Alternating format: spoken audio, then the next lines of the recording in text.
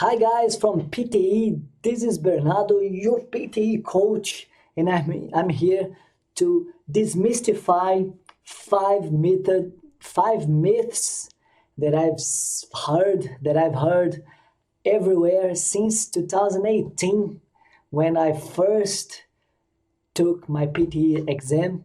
Still goes on and on and on until today, and I'm gonna demystify all of five of them. All right.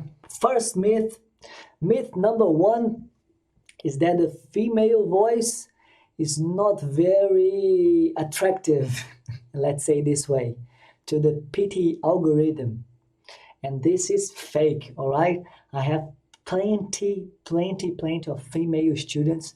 You're not gonna be able to watch it because I have another Instagram, another Facebook, another YouTube channel, all in Portuguese with my Brazilian community because I'm from Brazil and I teach in my mother language as well in Portuguese. But I have plenty of students, female students that have passed the exam or even got the 79 or more studying with me, all right, with the female voice.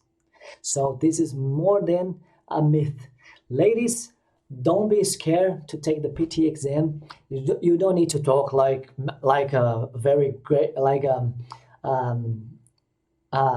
like a bass guitar kind of voice. You don't need to do that. Just be natural. And there are other things that are super important on the speaking part, which is the fluency, the speed, your pace, that you talk, that you read the words out loud.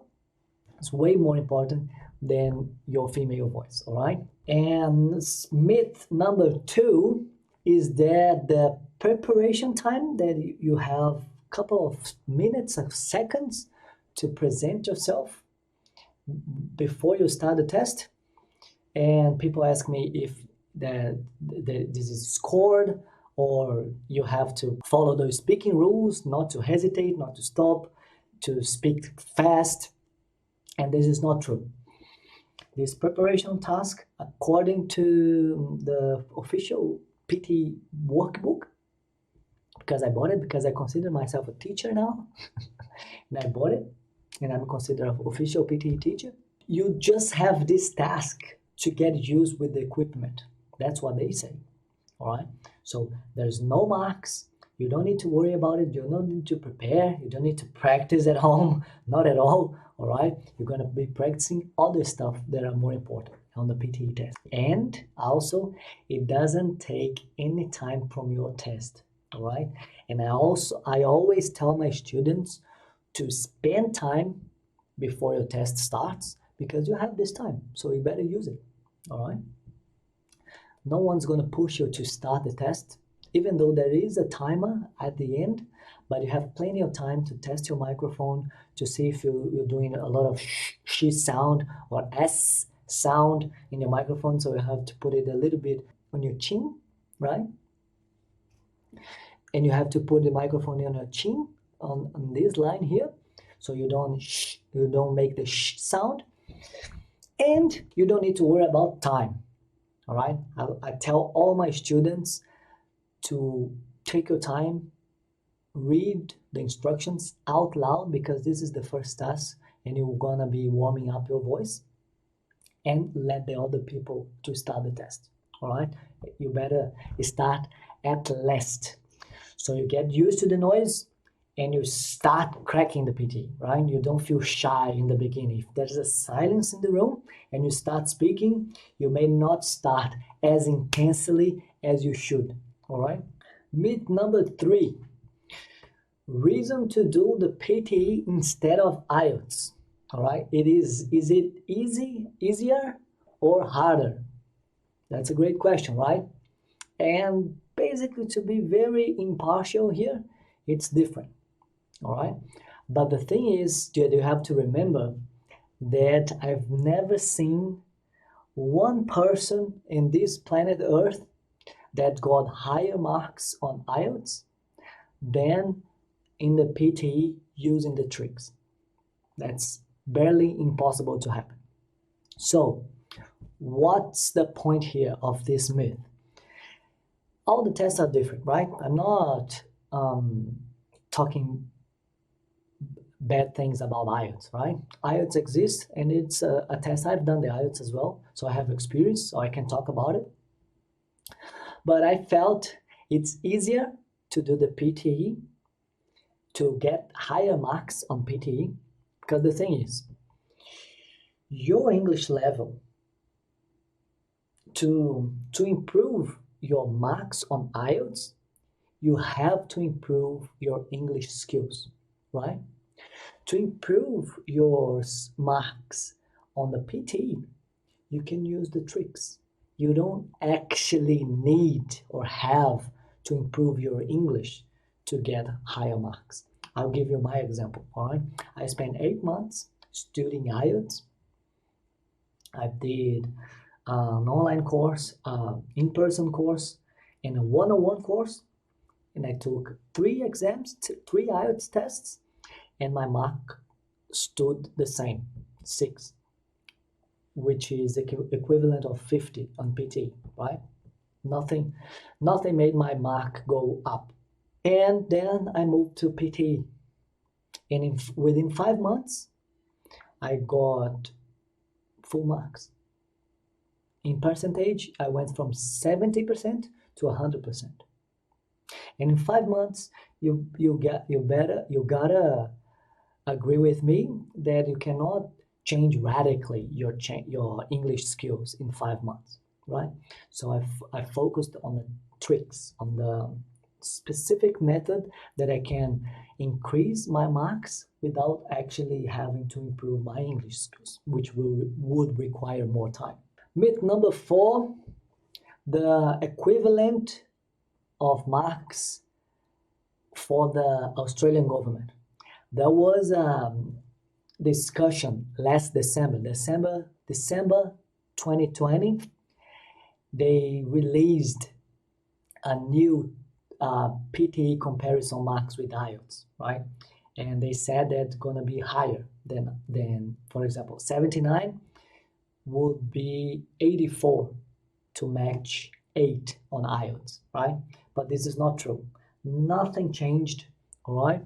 I have plenty of students who got 65 or 79 and they're still working, all right? If you go on the official Australian government website, you will see that it's still written there, 79 in PTE equals to 8 on IELTS, right? So that's not change. And pretty much I trust the government. They will not just say it's changed. Whatever you do, if you lose your visa, you're gonna lose it.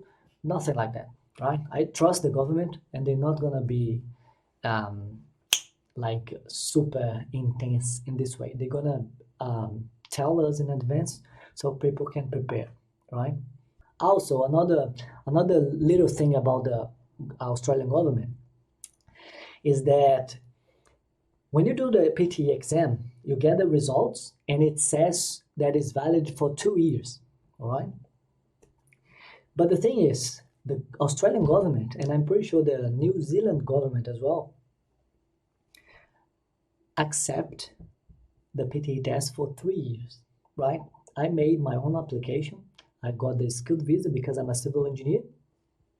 And the question that they're gonna ask you is, have you taken an English test in the past 36 months? If so, put the marks here. So 3 years, all right? Myth number 5, the tricks will stop working. I've been hearing this sentence since 2018, and I was one of the people wondering if the tricks will be working as well, right? When my Chinese friend told me about these tricks, I immediately told him, what if everybody knows about it? And he said, everybody's gonna pass the exam. So the tricks exists, all right? And it's gonna still be working. And I applied for my visa in 2018, right? I passed the exam. I got full marks on the PTE test. I applied for the skilled visa.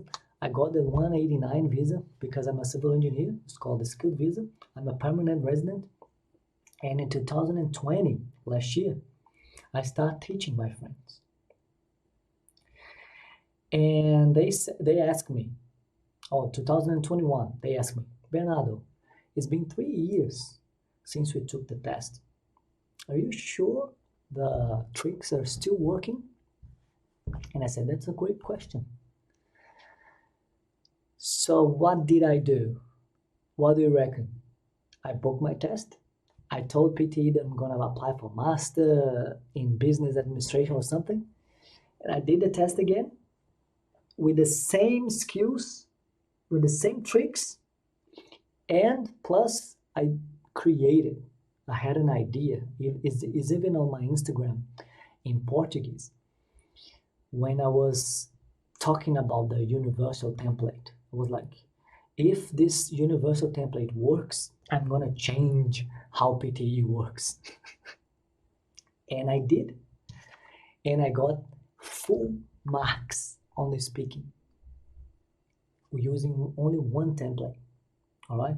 So I improved my method, re-recorded my course, and I already reached 450 students, all Brazilians, but now I can get to you if you're not Brazilian.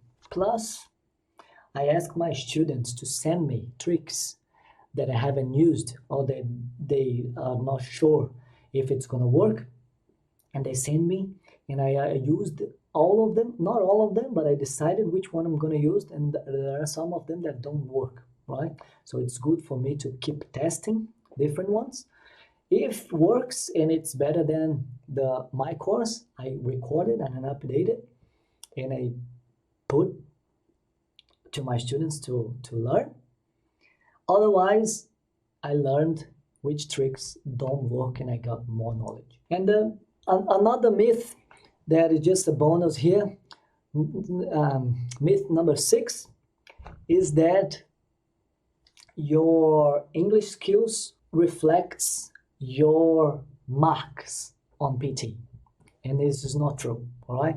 I have students with very, very poor English skills that got 50 or even 65, or at least close to 65, which is pretty hard to get on the IELTS.